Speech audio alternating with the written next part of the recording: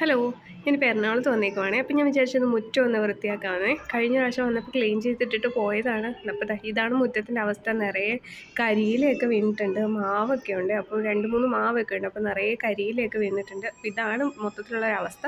ശരിക്കും ഒന്ന് വൃത്തിയാക്കി എടുക്കണം കേട്ടോ.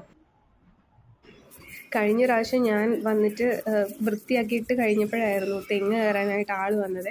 അപ്പോഴാണ് നിറയെ മറ്റേ തെങ്ങിൻ്റെ ഓലയും മടലും ഒക്കെ കൊതുമ്പൊക്കെ ഇങ്ങനെ വെട്ടിയിട്ടുണ്ടായിരുന്നു. അച്ഛനൊക്കെ കുറേയൊക്കെ വൃത്തിയാക്കി തെങ്ങിൻ്റെ ചോട്ടിലൊക്കെ തന്നെ ഇട്ടു. പക്ഷെ എന്നാലും അത് വൃത്തികേടൊക്കെ ആയിട്ട് തന്നെ കിടക്കുമായിരുന്നു.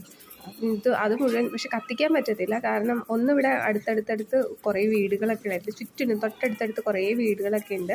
പിന്നെ തന്നെയല്ല, മെയിൻ റീസൺ എന്ന് പറഞ്ഞിട്ടുണ്ടെങ്കിൽ അമ്മയ്ക്ക് ഇതൊക്കെ കമ്പോസ്റ്റ് ഉണ്ടാക്കാനുള്ളതാണ്. അമ്മയ്ക്ക് ഇതൊന്നും കത്തിച്ച് വെറുതെ വേസ്റ്റാക്കി കളയുന്നതിനോട് ഇഷ്ടമില്ല. അമ്മയ്ക്ക് അത്യാവശ്യം കൃഷിയൊക്കെ ചെയ്യുന്നതാണ് കേട്ടോ. നിറയെ വെണ്ട, പിന്നെ വാഴയൊക്കെ ഉണ്ട്, പാവല്, വെള്ളരി, അങ്ങനെ കുറേ സാധനങ്ങൾ, പയർ ഒക്കെ ഉണ്ട്, വഴുതന, അങ്ങനെ കുറേ